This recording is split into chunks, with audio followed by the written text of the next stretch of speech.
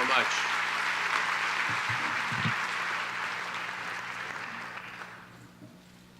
Thank you so very much, everybody. I just remind you that Winston Churchill said that the only reason people give a standing ovation is they desperately need an excuse to shift their underwear. So I will receive that with the appropriate sort of judgment.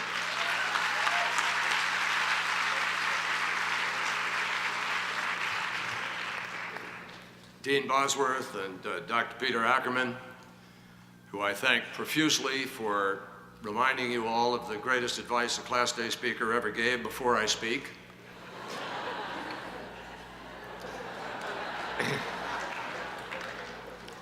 Members of the faculty and families and friends, and most importantly, obviously, the great class of 2011. It's a pleasure to be here.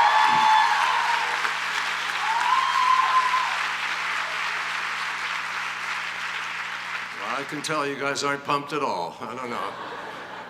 The difficulty is you have a United States Senator in front of you and you don't yet get your degrees until tomorrow. So if you want to filibuster, you know, we have time. I am really, really honored to be here. I mean that. I'm very honored to be here. I've had two chiefs of staff who are Fletcher grads, and the chief of staff of the POW-MIA committee that helped us to actually renew our relations with Vietnam, who worked at that diligently and dared to believe we could actually make peace with Vietnam, was a Fletcher grad. So I am very familiar with the prowess and virtues of this great institution, and I can't tell you how honored I am to receive the Dean's Medal, particularly when it is delivered by Dean Bosworth. As he mentioned to you all, we did meet in the Philippines during those turbulent times in the 1980s. Actually, we met a little bit before the moment that he told you, because I came over there early on. First thing I became involved in when I became a senator was the Philippines. And I spent about 5 hours in this extraordinary conversation with Ferdinand Marcos, this young senator and this old veteran of wars and many other things. And it was that conversation that convinced me that we had to change our policy and hold them accountable. So we had this massive effort, which Steve Bosworth marshaled so effectively to hold the elections accountable, a movement called the National Movement for Free Philippines. And I have to tell you that there is simply no way that that historic transition would have taken place peacefully without the unbelievably skilled stewardship of Dean Stephen Bosworth. It was absolutely extraordinary.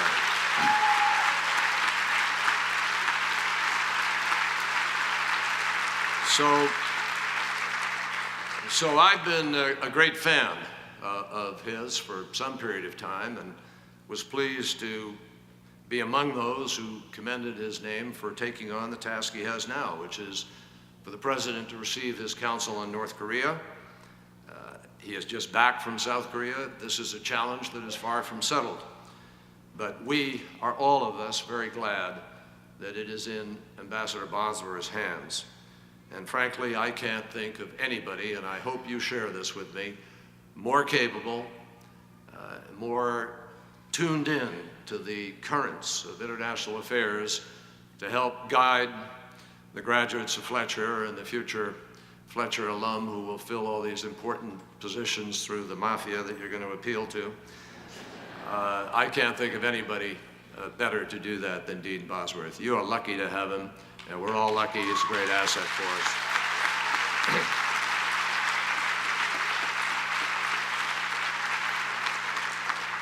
Now, a couple of weeks ago, I said, what's going on the campus up there before I came up here, and somebody informed me you guys had two hawks were dive bombing people out here on the campus. Now, why am I not surprised that at Tufts, Angry Birds is not just a video game? I'm not surprised. Before I go too far, I want to ask your indulgence for a personal moment. I know all of you have very powerful stories about how you got here to this moment and to tomorrow. But I want to offer a blatantly chauvinistic shout out to Navy Commander Spencer Abbott. He just returned from leading an air squadron in Japan after the nuclear disaster to receive his doctorate here tomorrow. And next weekend, he's getting married to my cousin, Laura Winthrop, and I thank him and any other veteran here. I see a number of people in uniform. I thank you and past generations for your service to our country.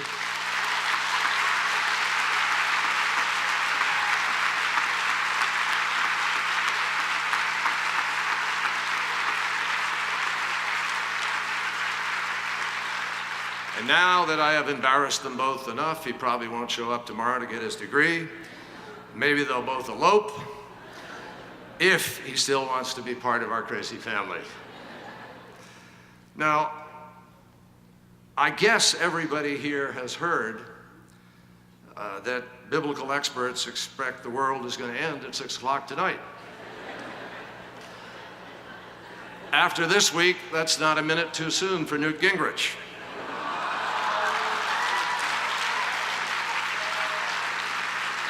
But just a couple of bits of advice. I suppose it would be kind of wise to hold off paying your student loans till Monday. After all, you guys may have the shortest careers in Fletcher history. And I just want to share this. I envy all of you a lot because you have advantages that I didn't have when I went to college. You have Red Bull, 5-hour energy. I had to fake staying awake in class. You got to do the real thing. And the only piece of advice, Peter, the only advice, Dr. Ackerman, that I will give this class is delete some of those Facebook photos before you have your interviews. Because some college memories just aren't meant to be shared with the whole world, let alone mom and pop, okay? Now, to become serious, and not for too long, because I don't want to abuse the privilege. What an extraordinary teaching moment the past few months, and perhaps even year and a half, 2 years have been. The rapid fire changes that are taking place in world affairs reflect every challenge conceivable that you have sat around discussing and talking, whether informally among your classmates or in your classes. There is so much to wrestle with today, and so much work to be done in order to try to get this moment right. Here at Fletcher, and I heard references to this in the class gifts, you've already engaged in the world beyond our borders. Some of you in personal ways, but here, unlike the generation of Kennan's long telegraph, you've come of age during the wireless connections and the instant messaging. And the world of that text messaging continues to dazzle us in different ways. I just found out that WTF does not stand for Wonderful Tufts Faculty. But seriously, the truth is, you guys have grown up with this. You have a much more intuitive sense of how that technology can shape communication and possibilities. You have a much better sense than generations before you of how it is breaking down borders, of how it might break down borders, of how it can challenge autocrats, of how we could empower citizens more rapidly and dramatically than any time in history to take control of their lives, to change governments, to change the future. Just look at what you've already done in the crisis mapping, taking a piece of software that was developed in Kenya, using it to create an online map after last year's earthquake in Haiti, plotting every individual report of injured people, collapsed buildings, dwindling supplies. It was a real-time map of a disaster that actually helped everyone from humanitarian workers to U.S. Marines to be able to respond. And it underscored a new world where software developed in Nairobi can be used by students in Boston to save lives in Port-au-Prince. That defines it. But for a lot of policymakers, for those of us struggling with this transition, these technological innovations and rapid change, they've helped in some ways, but they've also signaled a kind of disorienting concept, adding a new velocity to the foreign policy landscape that was already, frankly, complex enough. The fact is that we've been wrestling with complexity in foreign policy for a long time. Just a few years after I was elected to the Senate, the Berlin Wall came down. And the way we'd been conditioned to think about international relations collapsed with it. After 45 years of the Cold War, which was pretty simple stuff compared to today, bipolar, east-west, with us against us, all of that pales beside the complexity of the forces released by the fall of the wall. Increased sectarianism, cultural, religious, other kinds of fanaticism and strains. Really, the world we live in today is much more the world of the 18th and 19th century than it is a world of interests and nation states and various leveraged interests, much different from the world of the 20th century. It was just for us, after the wall fell, for lack of a better term, the post-Cold War period. We certainly didn't have a doctrine to navigate it. And at first, the September 11th attacks seemed to give a new paradigm, but I agree with Dr. Ackerman in his comments a moment ago. That's not what is going to define it. We knew who the enemy was, yes. We knew where do we have to go after al-Qaeda. We knew that radicalism abroad could not be allowed to threaten us at home. So we stopped talking about the post-Cold War world and we started talking about the war on terror. But soon we discovered that the war on terror was perhaps itself an overly simplistic statement, and certainly as simplistic as the Cold War. The Cold War at times tempted us to support authoritarian and undemocratic regimes as a bulwark against communism. And in the process, frankly, we lost the battle for the hearts and minds in those countries. We soon found that by seeing the Middle East almost exclusively through the lens of terrorism, we lost sight of the rising swell of economic and political discontent in the region that itself had a capacity to breed extremism and define security events. Our focus became too narrow, and our policy became unbalanced. During that time, we just have to state the truth. It is true that the United States long tolerated oppressive regimes in the Middle East.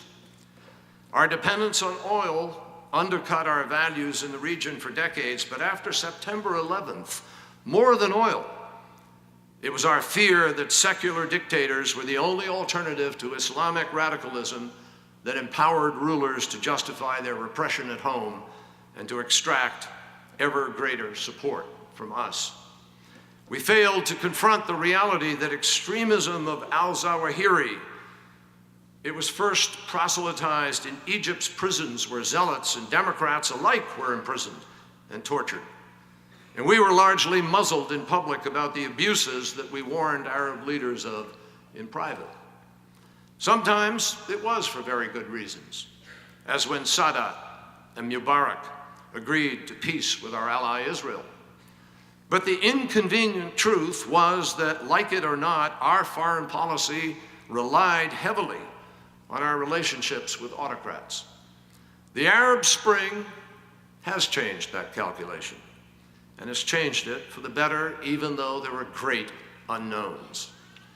The old approach was literally unsustainable, and it is collapsing now much faster than anyone had predicted, with the imperative that we have to change the way we navigate the world. That's what you're going to get to do. For centuries, the people of the Middle East labored under a succession of foreign occupiers, Turkish, Mongol, European.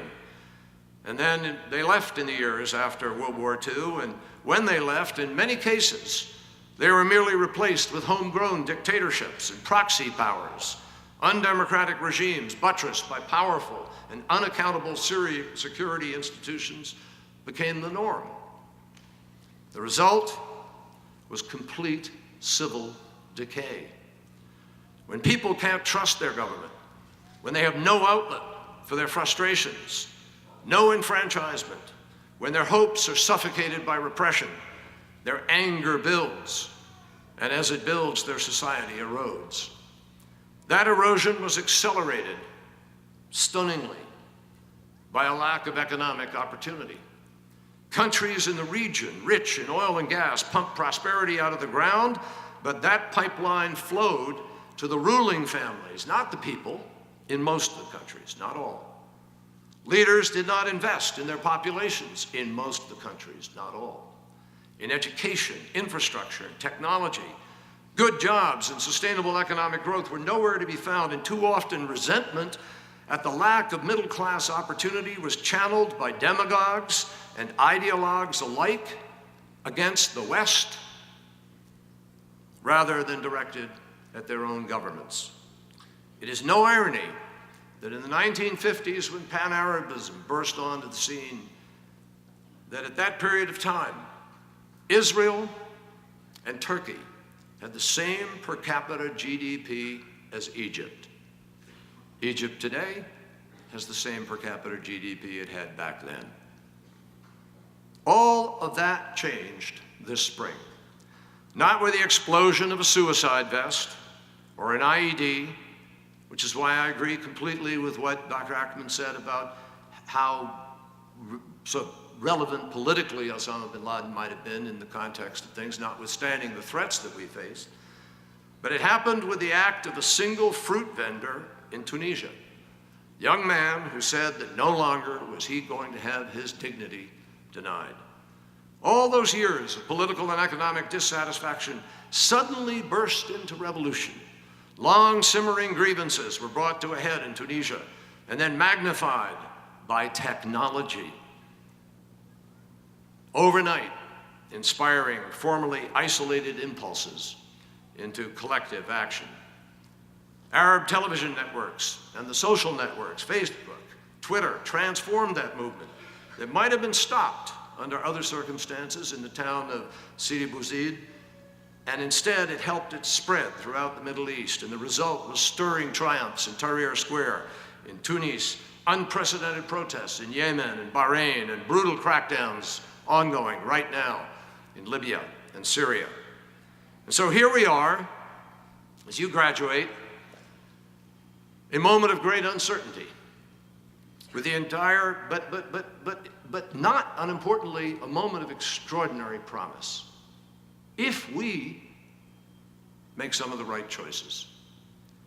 With the entire region in flux, we have an historic opportunity to help set a better course and build a new relationship with its people. How we respond today, right now, will shape our strategic position in the Middle East and how Muslims around the world relate to us and view us for decades to come. And that, believe me, will have a profound effect on our security here at home for generations to come. Make no mistake, two important events this spring underscored the stakes in the Middle East. The killing of Osama bin Laden was a huge blow to Al-Qaeda and its message of violence and hatred. But in reality, the potential death blow to Al-Qaeda, and here I mirror completely what Dr. Ackerman said, the death blow and the next generation of bin Ladens had probably already occurred in Tunisia and in Egypt, as it is now occurring in Libya. The Arab awakening reminded the world of a way to provide opportunity that Al-Qaeda was never able to achieve and never even tried to offer. For all of the false promises of Al-Qaeda and their call to jihadism, the peaceful protests of Tunisians and Egyptians represented a blow against extremism that we could not have dealt ourselves. For decades, Ayman al-Zawahiri and his fellow radicals preached violence in order to overturn the Egyptian order. Decades. But within this year alone, the people of Egypt managed to liberate themselves in 18 days, emulating Mahatma Gandhi and Martin Luther King. Ordinary citizens like Wael Ghunim, the 31-year-old computer engineer for Google, brought that change themselves with the new media and old-time courage and risk-taking. So today, you graduate into this extraordinary world of opportunity, and the challenge to each of you is to answer the question, what comes next? When destabilization allows people to upend an unjust status quo, to unseat a dictator, to find their voices after decades of silence, it holds the promise of a more equitable world, yes, but this destabilization can also trigger humanitarian emergencies, worsen sectarian divides, breed a lawlessness that energizes radicalism or invites a new Mubarak, a new strongman to simply start the cycle of repression all over again. And in the end, that could allow a new generation of extremists, more violence, and greater risk to America's security. So it is essential for the United States to get this right. And the question is how? First, I believe it is imperative that we must be on the side of the aspirations of the people. That is why it was important for the United States to clearly help show President Mubarak, notwithstanding the past, to show President Mubarak the exit, and why a no-fly zone in Libya was a vital bullet against the Gaddafi massacre and the message it would have sent about the fecklessness of our words. But that's just the beginning. Going forward, we have to fundamentally change our relationship with the governments of the entire region and beyond. That's what we tried to do with the Kerry Lugar-Berman money in Pakistan. And that's what I believe we need to do throughout the Middle East. For 10 years, we focused too much on leaders rather than people and problems and culture and history. We must now see the Middle East not only solely through the lens of 9/11, but through the eyes of people in 2011. That means standing up for fundamental rights, pushing for reforms that address legitimate aspirations. It means helping citizens establish a new political culture by reforming security establishments, strengthening the rule of law, and promoting transparency, all of which is the work that you need to engage in. Work that carries risks and work that requires patience and discipline. It means strengthening political parties, promoting free and independent media, and supporting fair and competitive elections. It also means understanding that elections are not an end in themselves. We have to help build the institutions and the culture of democracy. At a time when the people of the Arab world are preparing for a new future, we have to also do our best to break the stalemate between Israel and the Palestinians. I'm sure all of you have read accounts of the speech the President delivered. I thought it was a strong speech. And it charts the course for America as we try to get the parties back to the table. I believe the President said what needed to be said, not necessarily what everyone wanted to hear. Believe me, I sat there during the speech and watched the faces of ambassadors from many of the countries of the Middle East. This was not what they wanted to hear. But it is what the occasion and the moment and what history calls for. It laid out a set of principles for a period of great unrest in the Middle East and clearly demonstrated America's commitment to helping people of the region. And with the new sanctions announced on Syria, it sent a clear message to President Assad and leaders in the region that violence is not the acceptable choice. Most importantly, I believe the President did the right thing by laying out the basic principles for the starting point, not the finishing point, the starting point for the discussions between Israel and the Palestinians. And he made it clear that Israel cannot be expected to negotiate with anyone that calls for its destruction. Now, I expect the leaders to take their negotiating positions, but folks, 1967 is where we have been consistently as the starting point, understanding that the President said, with agreed upon swaps. That is the only way to get to the final agreement, and that means everybody's going to have to sign off on it and reach agreement. So I believe it's up to both sides now Palestinians and Israelis, to do what is necessary to resume negotiations and to negotiate in good faith to find an agreement that will create a lasting peace and security. I'll tell you this, the status quo is unsustainable, and it is an invitation for war. So resolving the conflict between Israel and Palestine would also go far in dealing with how we remake the Middle East. You take away, I can't tell you how many leaders I've met with in recent years. For some, it's an excuse. For some, it's an irritant. But for some, it is a serious tool of recruitment and of continued conflict. And in the end, nothing will be more important in our effort to try to build this new Middle East than a better economic future for the Middle East as a whole. That is the only way forward. To encourage the cross-border transactions and communications you heard talked about a few minutes ago. We know the impact that we can have as a nation at moments like this. Why? Because we've done it before. At the end of World War II, the United States rebuilt the continent of Europe and rebuilt Japan and our enemies, Germans, and in the process we have won lasting allies and markets for us in the progress. When the Berlin Wall fell, we again moved rapidly to provide aid as a matter of transition for the democracy and free markets of the emerging countries. We didn't know what those countries were going to be after the fall. We didn't even know who the leaders were going to be, as you hear people asking who the leaders will be in Libya. But we had faith in the values that we were pushing, and faith in the capacity of the people to decide for themselves. And so we put $1.9 billion into some 19 countries, 400 different projects. And today, some of those countries we helped are thriving, most of them are thriving democracies, stable economies, and even valued members of NATO. Right now, at this moment, we are in desperate need of a Marshall Plan for the Middle East. John McCain has agreed to join me in working on and fighting for just such a plan. Only this time, the stakes are even greater than they were in World War II. Today, 60% of Arabs are under the age of 30. Millions of new jobs are needed every year just to keep pace with the influx of workers and to keep young people from the seduction of madrasas and radicalism. The general told me the other day there are 23,000 madrasas in the western part of Pakistan right now.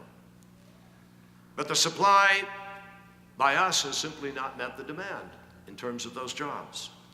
I think that together with the developed world and the near developed world, we have the capacity to help those regions' economies grow the middle class so that the spark that lit the fires of the Arab Spring is not extinguished in a flood of indifference. I'm convinced that our commitment has to begin in Egypt. Egypt, where a quarter of the Arab world lives. When I was in Cairo in March, I held a town hall meeting with 200 young Egyptians. They came from all walks of life. Some of the women wore headscarves, others wore miniskirts. Some of the young men had pious beards, others wore Western suits. But all of them wanted a better future. And what happens there now will affect not only 80 million Egyptians, but I believe it will affect the entire Middle East and the potential for peace with Israel. And in the end, it will affect us too. The news that no one wants to hear is that just as it did after World War II and just as it did after the fall of the Berlin Wall, it will take some money. Now, all of us in government and all of you at Fletcher are going to have to do a heck of a lot of better job at communicating the reality that foreign assistance is not a gift to other people. It's an investment in our own security and in the future peace of the world. A security that comes from the well-being of all people. Fiscal responsibility and global responsibility have to go hand in hand. Most of you may remember the Tom Hanks ending scene in Charlie Wilson's War. There's that scene where after investing billions to help Afghans defeat the Soviets, we were unwilling to invest just a few $1 million on schools and opportunities to provide an alternative to the extremists. We all know too well what came next. Here we are now, spending $120 billion a year in a war in Afghanistan, and a tiny fraction of that in Egypt. That's the imbalance that we have to correct. Imagine the difference it would make if we can get Pakistan to help negotiate peace with the Taliban and move to withdraw our troops, where we spent 120, just get it down to 80, 70 billion, more than we want. And take 10 billion of that, once they're moving down and we're moving into this transition with Afghans taking on less than 10% of what we're spending in Afghanistan today, and we put it towards economic development in the Middle East. I know that other countries in the Gulf are prepared to join us in that effort.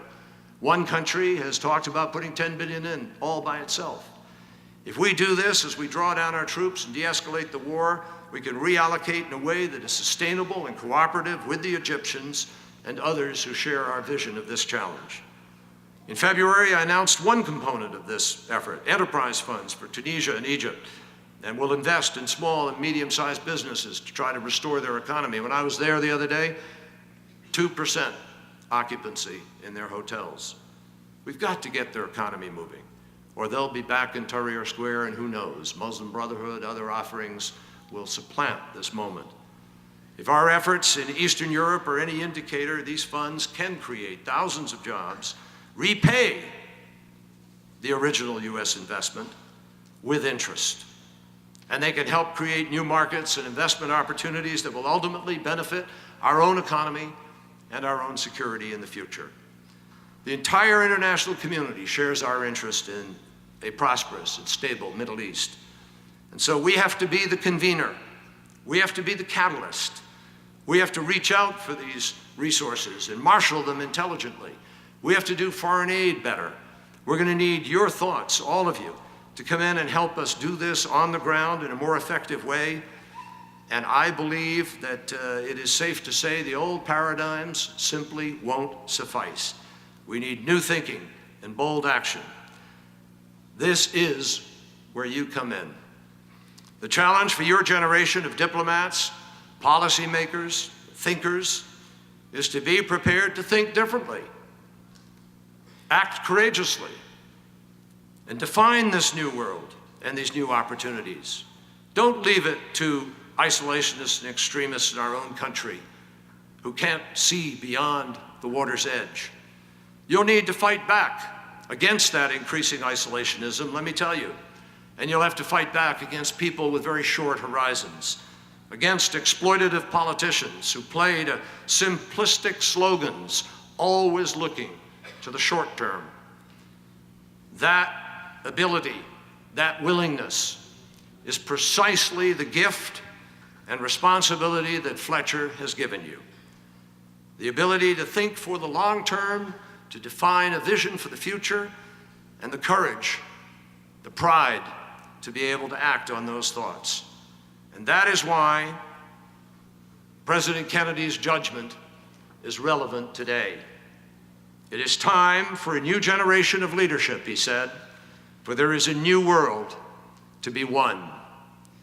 Class of 2011, good luck in the winning of it. Thank you.